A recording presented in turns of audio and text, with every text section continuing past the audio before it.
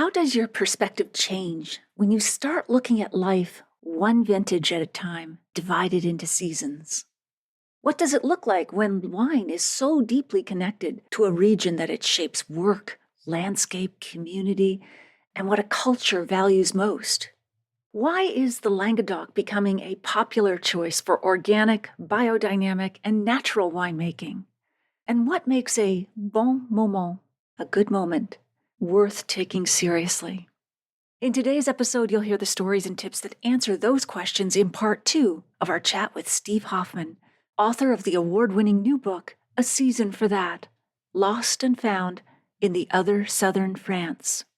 You don't need to have listened to part 1 first, but if you missed it, after you finish this episode, go back and take a listen.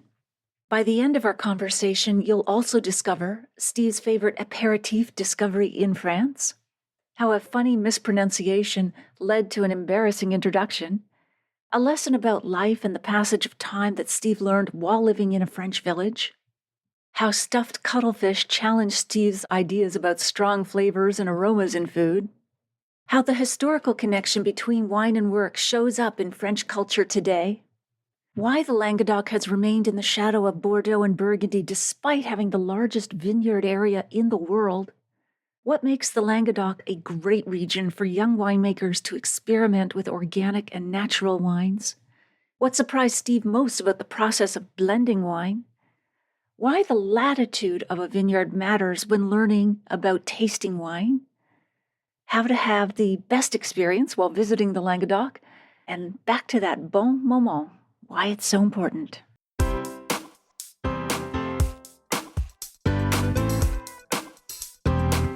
Do you have a thirst to learn about wine?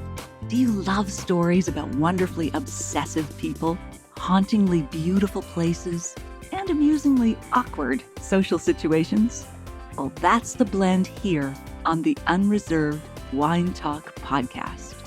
I'm your host, Natalie McLean, and each week I share with you unfiltered conversations with celebrities in the wine world, as well as confessions from my own tipsy journey as I write my third book on this subject. I'm so glad you're here. Now pass me that bottle, please, and let's get started. Welcome to episode 349. On CTV Morning Live, I recently chatted about refreshing summer drinks and wines. We started with Culinary Prosecco, a crisp, lightly sparkling Italian wine with aromas of green apple, white peach, and a touch of lemon sunshine. This is like summer in a glass, pairing beautifully with a cheese plate or a fresh fruit platter. Culinary is one of Italy's oldest and most respected wine producers, founded in 1825 in the Veneto region. It played a key role in popularizing Prosecco internationally. Next up, let's create a cocktail, the Paloma Mimosa. This cocktail combines the fizz of a mimosa and the citrusy zing of a paloma. Ingredients, and I do note all of this in the show notes, by the way, nataliemclean.com/349. Ingredients: 3 ounces of Stirring's Paloma cocktail mix, a ready-to-serve Canadian cocktail mixer, so there's no need for multiple ingredients. No muddle, no trouble. 4 to 5 ounces of sparkling wine, and the garnish is a lemon slice. In a champagne flute, add the Paloma mix. Top it off with Prosecco. Now let's make it into a mocktail by swapping out the sparkling wine with St. Regis alcohol-free sparkling Sauvignon Blanc. It's bubbly and sensational. Of course, you can also enjoy the alcohol-free St. Regis Bubbly on its own, especially now that it comes in a summer-friendly format of a can, ideal for the deck, dock, or camping. Both St. Regis and Stirring's, they're all available on Amazon and other online retailers. Next, I have the Leda Sauvignon Blanc from Chile. This is like someone bottled a perfect day at the beach, bursting with lime zest, passion fruit, and a salty sea breeze finish. It's a dream with ceviche, grilled shrimp tacos, or anything citrusy and fresh. Leda is the coastal cradle of Sauvignon Blanc in Chile, with vineyards just 12 kilometers from the Pacific Ocean. The cool Humboldt current gives the wine a zippy acidity and intense aromatics. Leda has helped redefine Chilean white wines as vibrant and world-class. It's so coastal, it practically comes with its own seashell and tiny umbrella. Waka waka. Anyway, the Leda Valley was designated a DO, Denomination of Origine, in 2002, making it one of the country's youngest but most exciting wine regions. Now let's create a zesty cocktail. A mint margarita blanca. This is what happens when Margarita decides to get a European passport and study abroad. Ingredients: 3 ounces of white wine, 2 ounces of Stirring's margarita cocktail mix. Again, to simplify your life and the ingredients, it's made from real juice and no artificial preservatives. Rim it with a coarse sea salt and garnish with fresh mint. So, in a short glass, you're going to add ice, then the wine, the mix, and the lime juice. Stir gently, and again garnish with fresh mint. It's crisp, dry, and tangy. Pair it with corn and poblano quesadillas, mango salsa grilled chicken, or an extra large bag of tortilla chips. I'm not judging anyone's life choices, not when I know my own eating habits. The mocktail version: use St. Regis alcohol-free sparkling rosé instead of the wine for a sunset pink, bubbly treat. And let's finish with something bold and unexpected. The Limoli de Limoli Chianti Classico is a Tuscan treasure with notes of black cherry, dried herbs, and earthy richness. Pair it with grilled lamb, fennel salami, or a hearty eggplant lasagna. This winery sits at one of the highest elevations in Chianti Classico, about 550 meters above sea level, where the altitude creates cool nights and intense aromatics in the wine. The vineyards date back to Roman times, and the stone terraces were rebuilt by hand to preserve the historical farming methods. Limoli refers to the ancient Etruscan word for blade, describing the shape of the hills where the vineyards cut into the landscape. Their wines are often described as Chianti with lift, thanks to the rare Galestro and Alberizi soils that bring elegance and minerality. Now let's make a cocktail. Ingredients: 2 ounces of red wine, 3 ounces of Great Gentleman's Spicy Cola, a new mixer from Montreal that delivers a true spicy kick to the drink. By the way, this is available on Amazon as well. Orange peel expressed or twisted, and ice. So you're going to fill a rocks glass with ice, add the red wine and spicy cola, stir lightly, garnish with orange peel. This savory, spicy, fizzy drink looks like a cocktail aperitivo walked into a hip Montreal wine bar.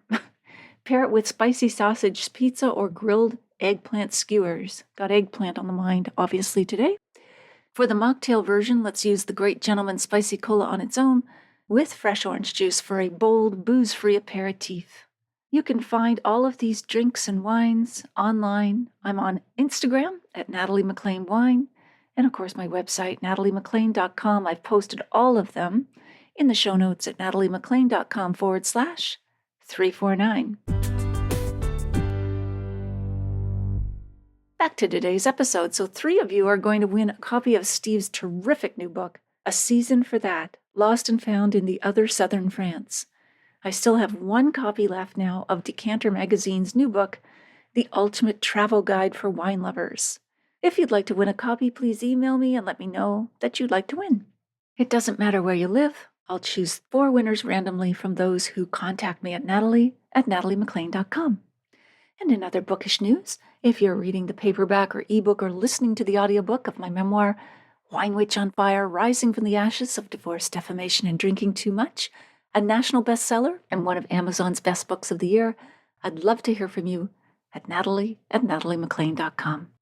I'd be happy to send you beautifully designed, personally signed book plates for the copies you buy or give as gifts. I'll put a link in the show notes to all retailers worldwide. Okay, on with the show.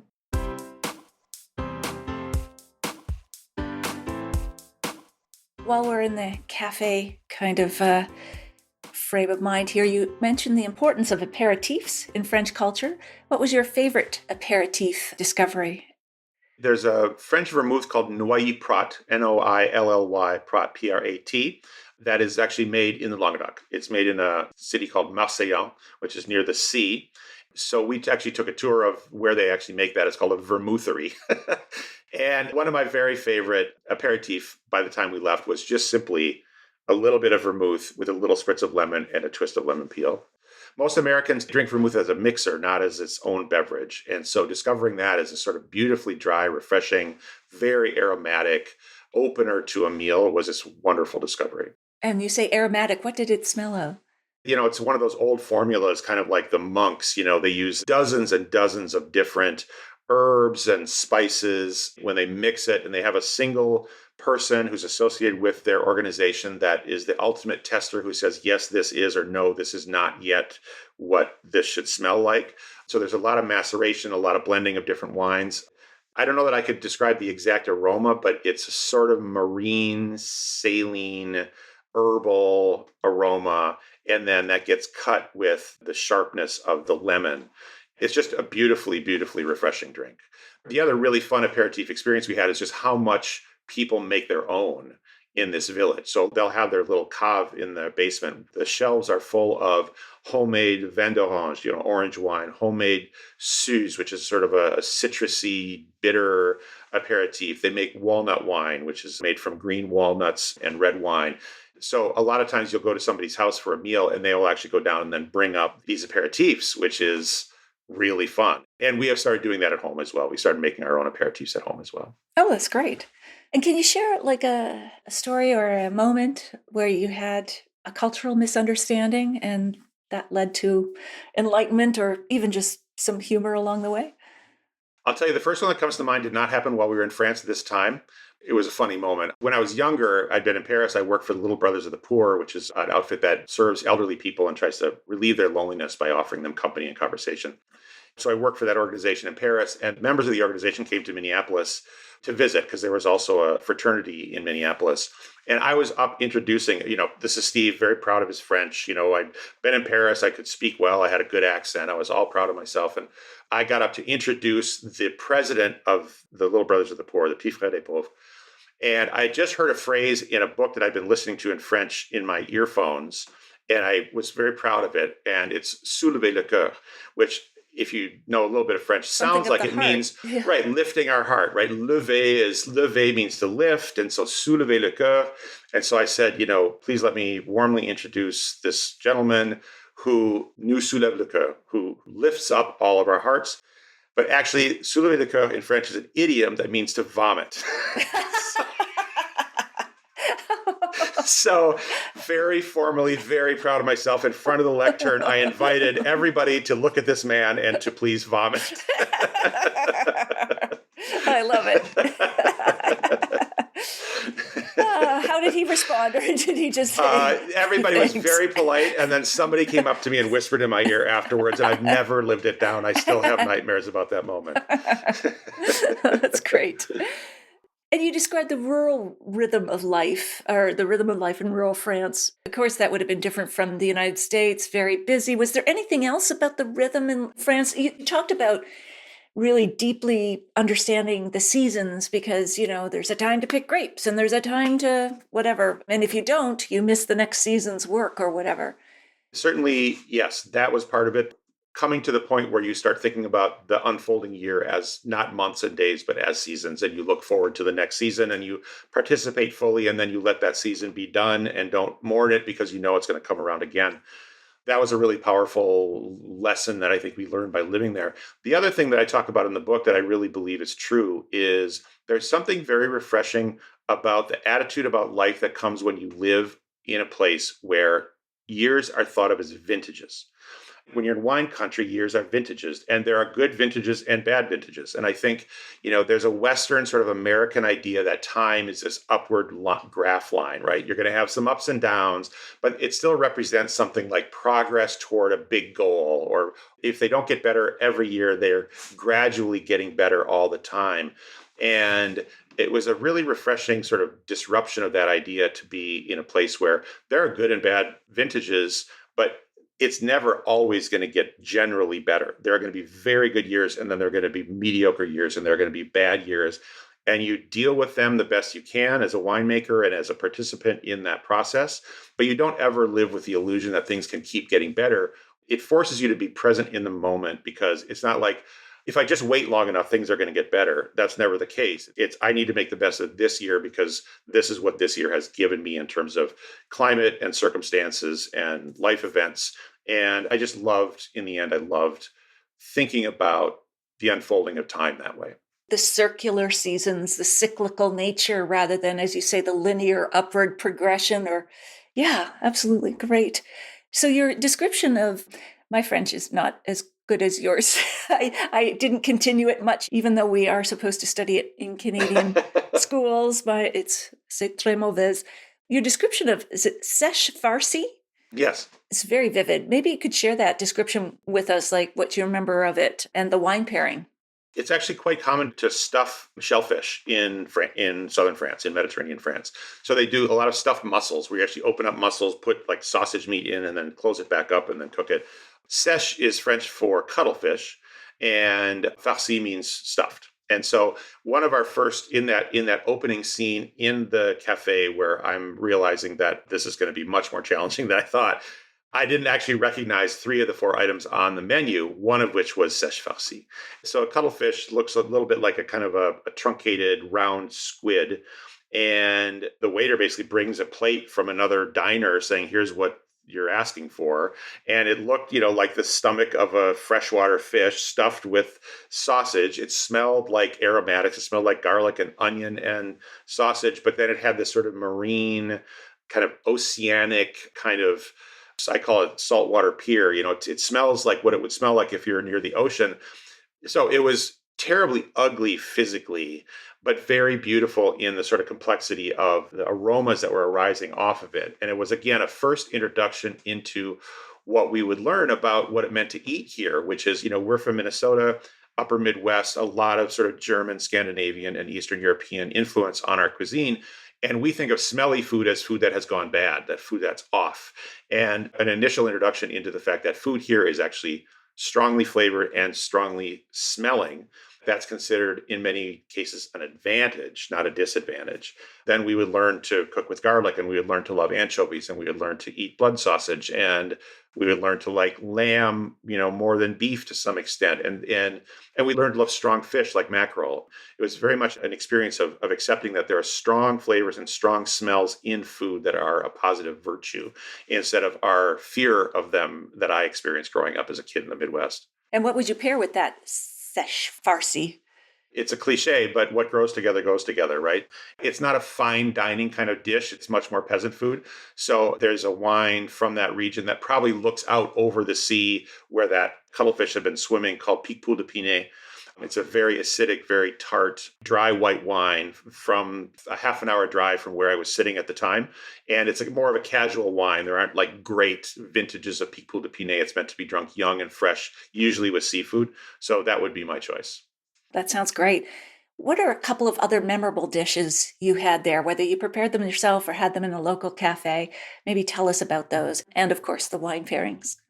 I would say we are in the Fougères appellation, which is sort of a small but well-respected appellation in the Languedoc region. And there is a southern French red wine stew called daube, D-O-U-B-E. And we encountered it early before I really knew what it was. And then by the end of the story, I'm actually making my own daube.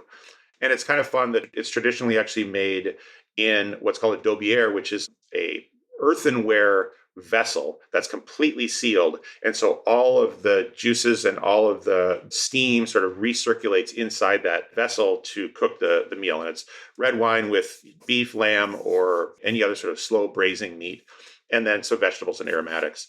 So cooking my own daube, and then learning the little trick that you can make some dough out of flour and roll it around the outside of your Dutch oven. And that will actually seal it in a way that recreates the original daubière that some shepherd in the hills invented however many hundreds of years ago. Having that and using the local wine, the Fougères wine, which is a strong sort of earthy, herby, powerful wine in the stew, and then drinking that same wine as our pairing, memorable in my mouth is watering as I'm talking about it right it now. sounds great. Yeah. And that was a local red wine? Yes, correct. That was the wine that was made in our village. Right, Oh, okay. Right. Yeah, so not just local, but literally I knew the winemaker who had made that wine. He was a friend. Yeah. Sounds wonderful. And you also talk about the importance of bread in French culture. Maybe was there an experience related to bread or baking bread during your stay? Yeah, the baguette is a subsidized thing in France. And so, even many villages that can't afford their own grocery store and butcher will usually have a boulangerie or a baker. So, bread and baguette specifically became a part of everyday life. But there is a fun bread that my daughter, after resisting me for most of this trip and resisting the food that I'm trying to put in front of her and trying to expand her palate, very effectively resists me for most of the story. By the end of the book, she has started to teach herself baking. She's going to cook, but she's going to do it her own way. And she's not going to use she's not going to cook the way dad cooks. And she ended up making something called a fougasse, Fougasse. And it's basically a Southern French Provençal version of focaccia. And you can see the resemblance in the two words. And a fougasse, usually it has a kind of light airiness of a focaccia, but they will usually shape it. They'll roll it out and then make cuts in it that shape it like a big leaf. And so watching Eva make a fougasse, which was both a repudiation of me because she was cooking what she wanted her way, but also like an acceptance of me because she was not cooking American banana bread. She was cooking a real, true Southern French delicacy. Was kind of a beautiful moment, a moment where I was like, okay, yeah, I did actually get through a little bit. I love that connection. Yeah. So back to the wine of the Languedoc, of course, one of the more intriguing cultural notes in your book is how vineyard workers were once paid with daily rations of wine, considered a necessary part of their nutrition. How does that deep-rooted connection between wine and work show up in French culture today, if it still does? Well, certainly in the EU, workers are no longer allowed to be given 2 liters of wine as part of their wages. I would say, though, that working in vines and wineries certainly taught me about how hard that work is physically. And I would also say that there is an extent to which in wine country, and this is something that I loved, wine is not just a pleasant accompaniment to life. It literally forms everything. And there's a sort of pervasiveness about it that's really beautiful. People will take the entire month of September off from their regular jobs just to picking grapes and work in wineries of their friends. Like it's a true seasonal moment that we've lost, I think, in a lot of settings where we don't do things like this anymore, where we've lost touch with the land and with agriculture. And then even to some extent, I think the vines themselves actually form the landscape. I mean, you look around and there's some patches of scrubland here and there hills, but mostly what you're looking out over is vines. And the vines have actually dictated what the landscape looks like. I think of it as equivalent to, this is going to sound funny, but I think it's equivalent almost to New York skyscrapers, right? In the sense that New York skyscrapers tell you what is valued in this place, right? And in this place, what's valued is business and commerce and finance. And if you look out over the landscape of the Languedoc, what you see is vines, and that's the landscape having interacted with humans, but also telling you this is what is valued here. This is wine. And then the wine itself, the beverage just becomes a part of everything. It's work. It's what creates enough revenue that the village can survive. But then it's also something that you have with almost every meal. And often it's going to be wine. It's not going to be fancy wine from Bordeaux or Burgundy. It's going to be the wine that somebody probably made. And it's just this really beautiful integrated experience. Lovely. And why do you think the Languedoc has still remained in the shadow of Bordeaux and Burgundy, northern regions of France, despite the fact it is the largest vineyard area in the world? I know things are changing, technology improves and so on, but why do you think it still remains in the shadow? There's a simple fact of economics. It's been a poor region for a long time. And wine is a capital and money intensive endeavor. Like you can make better wine if you have more money to throw at the various problems that arise in the fields and in the vineyards over the course of the year. However, in the Languedoc, there's actually a very specific reason, I think, which is that there was a treaty back however many years ago, centuries ago, but very early, where basically France and Britain agreed that any wine being shipped out of the port of Bordeaux had to be Bordeaux. So other regions that surrounded it could eventually ship their wines, but only after all of the Bordeaux had been sold. And so the Languedoc had nowhere to ship its wine. The Bordeaux winemakers could ship to the very lucrative northern markets of Britain and northern France and Germany. And Languedoc had to wait in line, and often there was no place to send that wine. And so that was a handicap. So then Bordeaux is sending this very expensive wine and getting paid for it and then creating chateaus. And then that becomes a self-fulfilling sort of generational wealth issue that the Languedoc just never had a chance to benefit from. Oh, that's fascinating. I'd never heard of that. And for a long time, of course, then Languedoc has been known as the lake of wine. It's so big, but also producing mass market inexpensive wines, even serving as rations for the French army. So, what is changing? Is there anything like, I mean, lots of wine regions around the world that were previously viewed as average are improving technology, understanding of their climate and their soils, and exchanging information with other winemakers around the world. Is there anything in particular that's changing in the Languedoc that's unique to that area? Definitely. I mean, part of the reason for the Lake of Wine thing is that, again, these were peasants who were growing grapes. These are not winemakers. And so when they weren't able to export, quite often what they ended up making, it was actually wine to be distilled into brandy because they could actually ship brandy out of Bordeaux. They just couldn't ship wine out of Bordeaux. And what that emphasized was growing for volume, for tonnage. And so they would use types of vines that generated lots and lots of grapes, but that didn't make high quality wine. What's changing is that it's still actually an affordable place to buy a hectare of vines. And so young winemakers can come in and they can afford to experiment. And what they're experimenting with quite often is organic, natural, or biodynamic winemaking.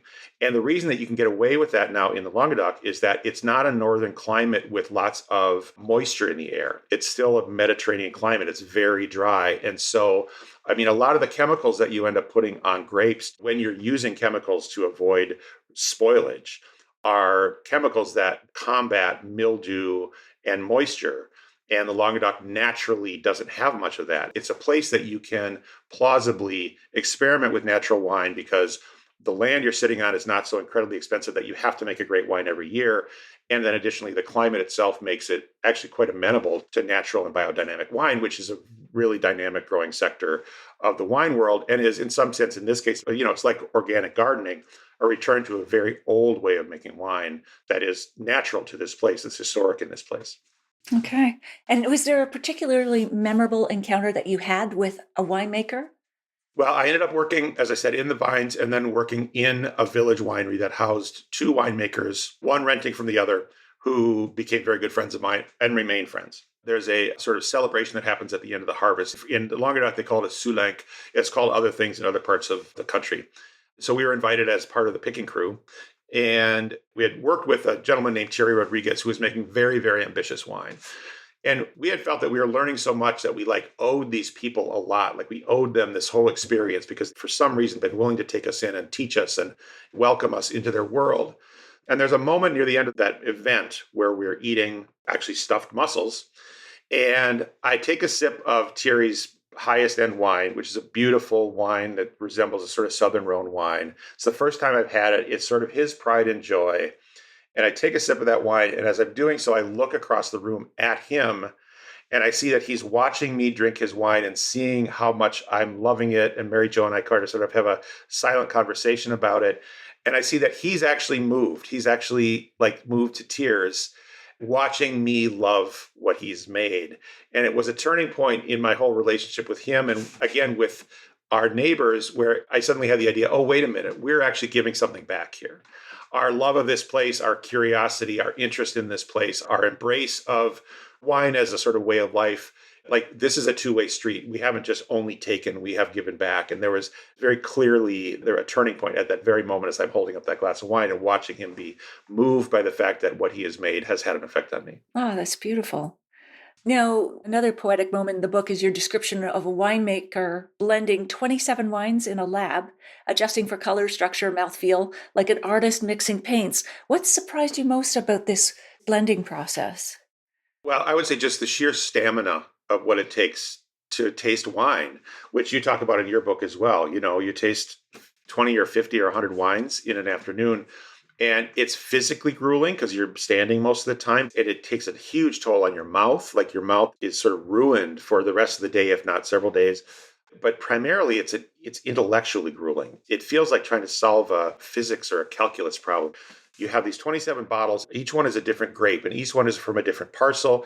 And some of them may have been aged in oak, and some in stainless steel, and some use traditional fermentation, and some use carbonic maceration. And the times that they've been macerating is longer or shorter. I mean, it's this incredible puzzle that you're putting together.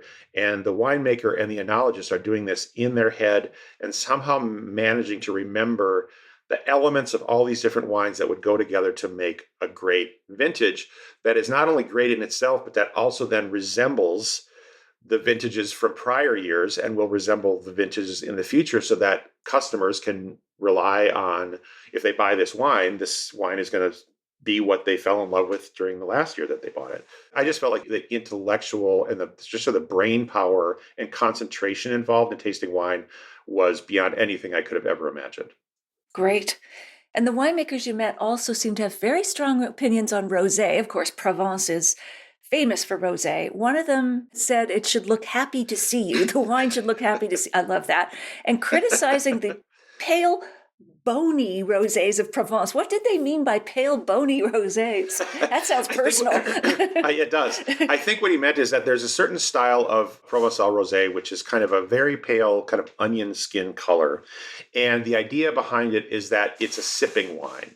It's not full flavored. And again, going back to our having fallen in love in some sense with flavorful food and almost smelly food, there's an extent to which in this part of the world, wine is respected for its ability to contend with flavorful food.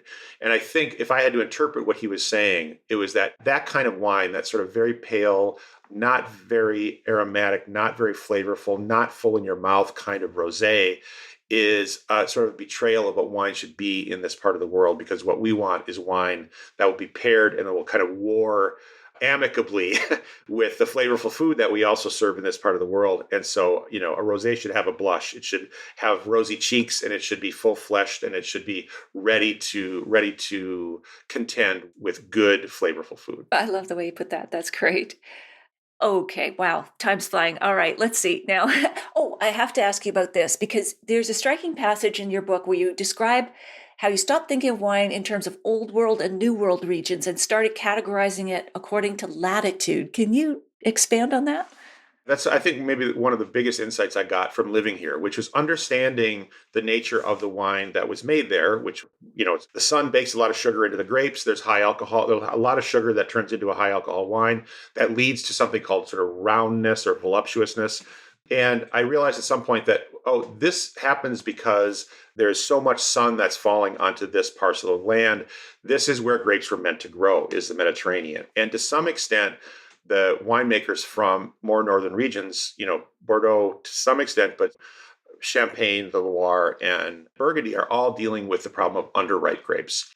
And it just sort of rewired my brain in terms of how do I approach a glass of wine if I've never had it before. I used to try to ask myself, well, is this new world or old world, or does this come from, Chile or Italy or France? And now I ask myself, basically, as my first sort of sorting mechanism, does this feel round and alcoholic, or does this feel sort of tense and acidic? And I decide how much I love wine based on those gradations, and came to a point where at some point these Languedoc wines were kind of like my home team. And I love them because of my emotional connection to them, but I also love them because I fell in love with wine by drinking them.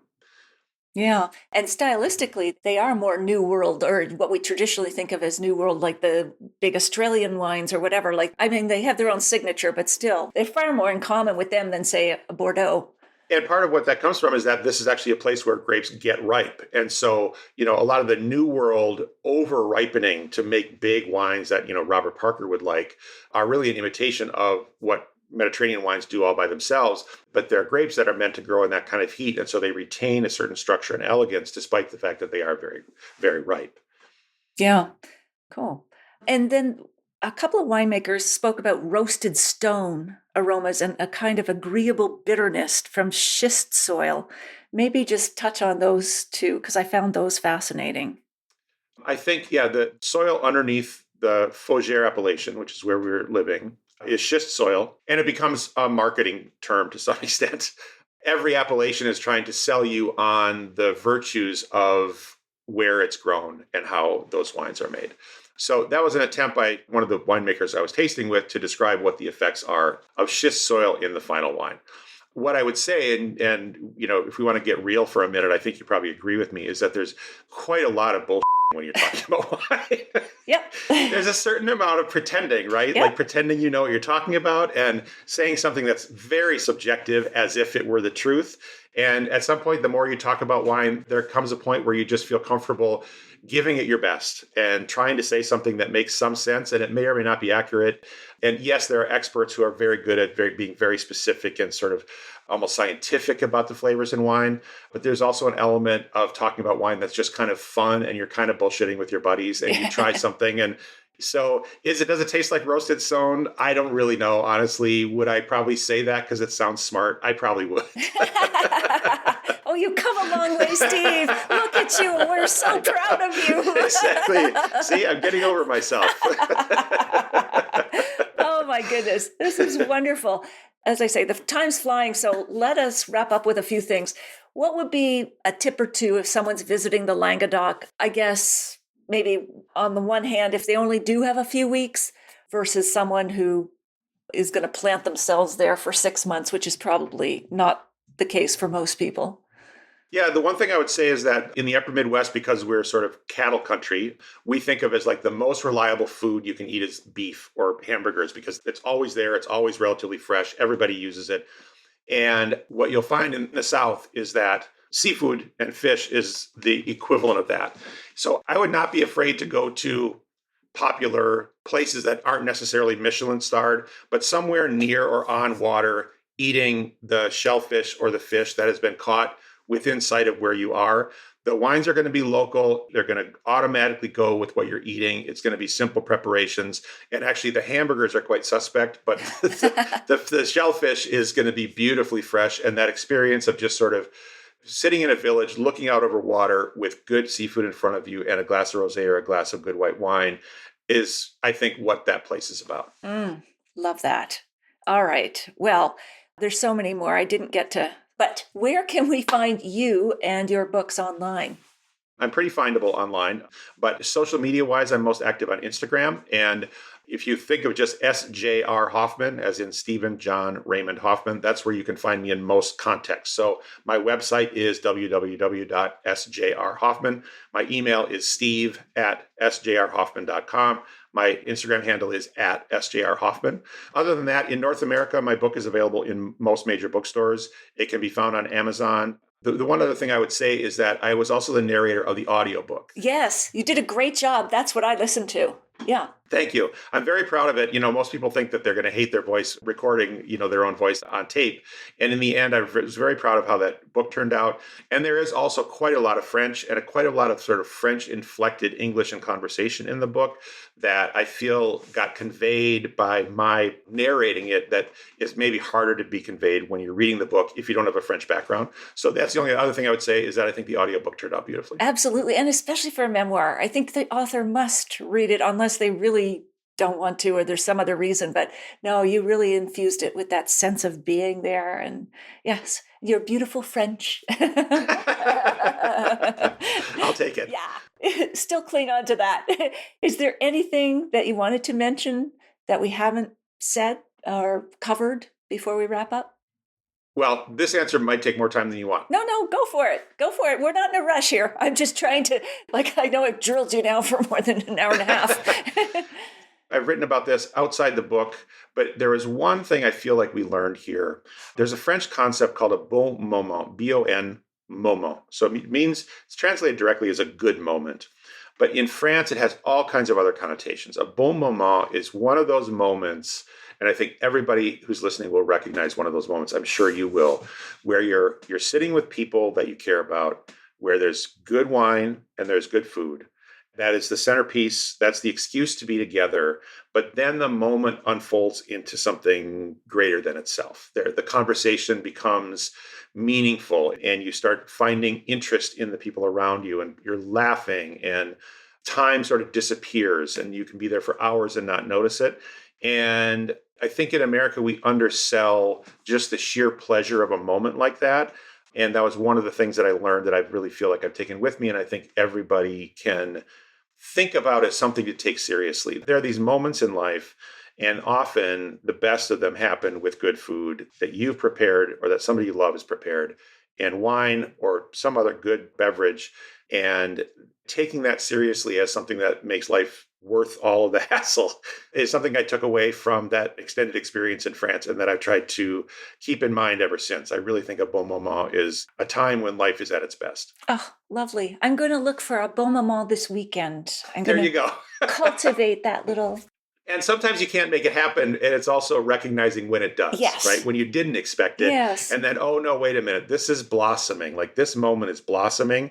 And instead of trying to hurry through it or imagine when you get to get back to your phone, to sort of sink into that moment, because really this is what life is about. Oh, my goodness.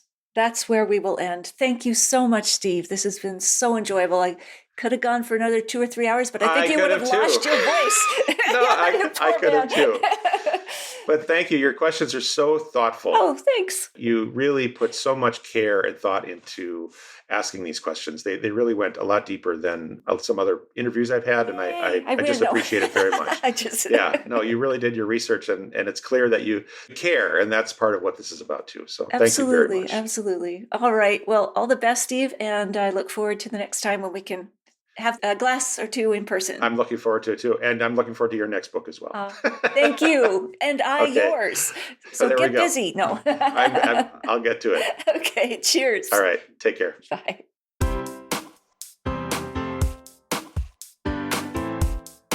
Well, there you have it. I hope you enjoyed our chat with Steve. Here are my takeaways. How does your perspective change when you start looking at life as one vintage at a time, divided into seasons? As Steve says, you start thinking about the unfolding year not as months and days, but as seasons, and you look forward to the next season. You participate fully, and then you let the season be done and don't mourn it, because you know it's going to come around again. That was really a powerful lesson he learned living there. There's something refreshing about the attitude toward life that comes when you live in a place where years are thought of as vintages. In wine country, there are good vintages and bad ones. And yet he says in North America, the idea that time is more of an upward graph line. You're going to have some ups and downs, but generally you should be going upward, progressing toward a big goal.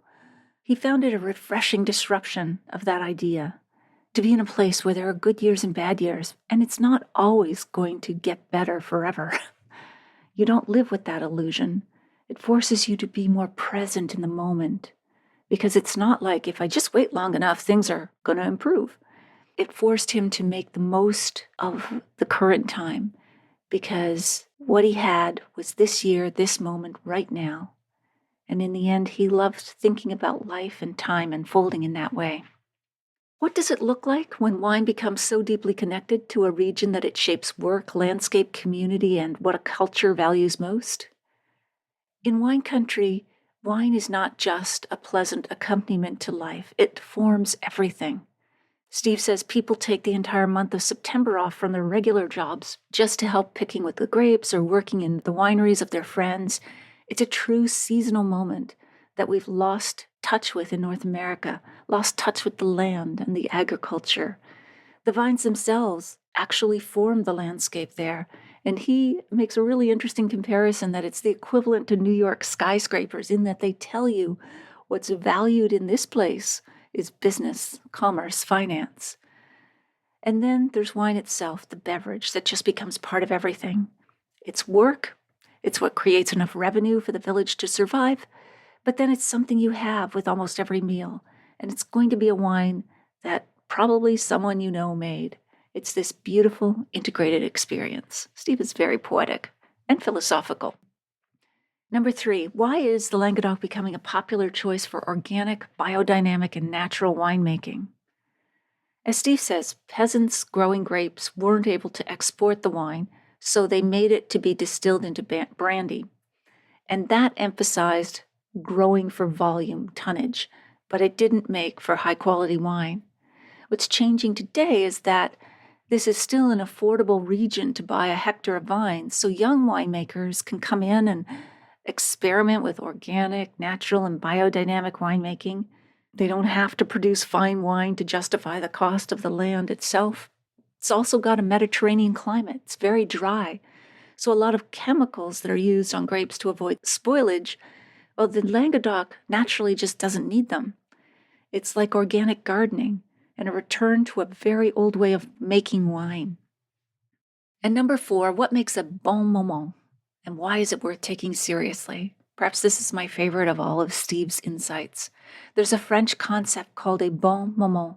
It's translated into as a good moment, but in France it has lots of other connotations. Steve believes that many people will recognize those moments where you're sitting with people you care about, there's good wine and food, that's the centerpiece, it's the excuse to come together, but then the moment unfolds into something greater than itself. The conversation becomes more meaningful, you start finding interest in the people around you, you're laughing and time sort of disappears, and you're there for hours, but you don't even notice it. And I've been there. I love those moments. He says that in North America, we undersell the sheer pleasure of a moment like that. A bon moment in time is when life is at its best. He just makes me want to renew my commitment to finding those. In the show notes, you'll find a full transcript of my conversation with Steve, links to his website, the video versions of these conversations on Facebook and YouTube Live, and where you can order my book online now, no matter where you live. If you missed episode 332, go back and take a listen. I chat with Sally Evans, who started a winery in Bordeaux in her 50s. I'll share a short clip with you now to whet your appetite. Fronsac has an interesting history in that it was very well known in the past, in that it had the first wines that were produced that went up to the royal court of Versailles, to the French royalty, mainly thanks to the fact that Cardinal Richelieu was also the Duke of Fronsac. Also in history, Charlemagne had a folly here. So that was great. But then as time went by, an area like Saint-Emilion, which became a UNESCO World Heritage Site, really overtook Fronsac in terms of notoriety. We have very similar soil. And I think that Fronsac fell behind at that time. When climate was a little bit cooler as well, some of the wines tended to be a little bit more rustic, maybe not quite as ripe or as elegant as they could be. And so it kind of fell behind in terms of notoriety.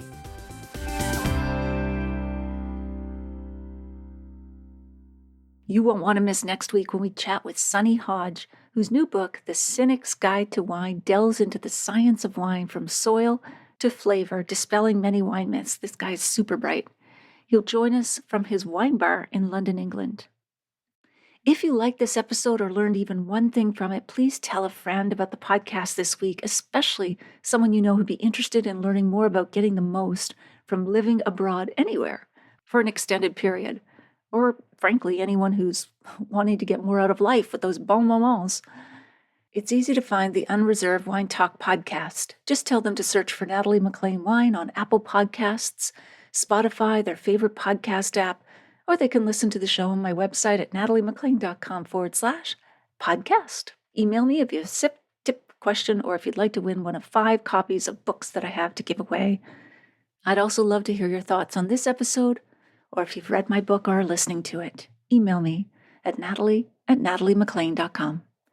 In the show notes, you'll find a link to take a free online food and wine pairing class with me called The 5 Wine and Food Pairing Mistakes That Can Ruin Your Dinner and How to Fix Them Forever at nataliemaclean.com/class.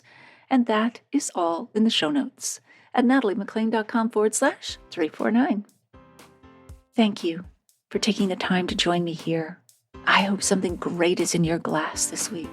Perhaps a wine that helps you discover a bon moment.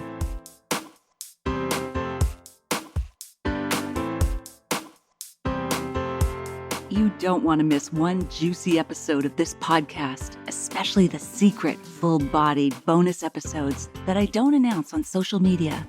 So, subscribe for free now at nataliemaclean.com/subscribe. Meet me here next week. Cheers.